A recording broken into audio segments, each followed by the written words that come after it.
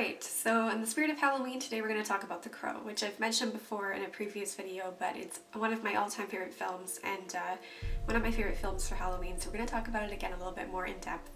So for those of you who have not seen The Crow, it is based on James O'Barr's graphic novel of the same title. It is about a man named Eric Draven and his soon-to-be wife, Shelley Webster, and their murder that takes place on Hallows Eve, the day before their wedding.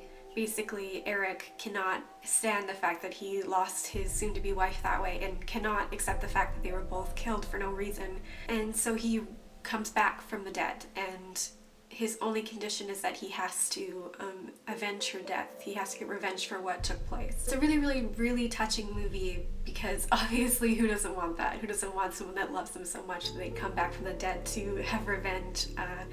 I mean, it's just such a sweet concept, and the cinematography of the film is so beautiful. The color palette is very dark and basically just kind of like black and red and just so perfect, so spot on for Halloween.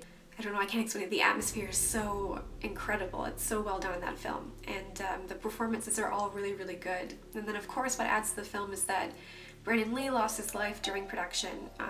They had not completed the film and they had to kind of piece things together in order for it to work, which is impressive on one hand because you have a film that wasn't completed that had to be stitched together basically. You know, we had to have his face digitally altered onto someone else's body for a lot of things, and still with those things it was still a perfect film. There were obviously issues with it, but it was still amazing. You almost don't notice that happened. And then you also have that haunting legacy of the fact that this young aspiring actor with so much talent was taken away, you know, tragically in an accident during a stunt, which of course haunts the film and makes it that much more interesting, even more so on Halloween. And then to top that off, apparently the relationship between Shelley and Eric was based on the relationship between Brandon and Eliza.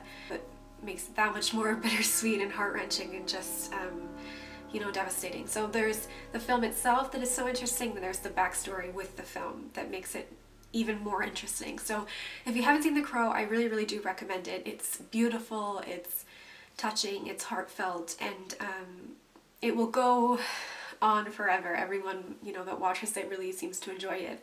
So I do recommend it, and I also recommend boycotting the remake because fuck that noise. But anyway, thank you so much for watching, and I will have another video up really soon.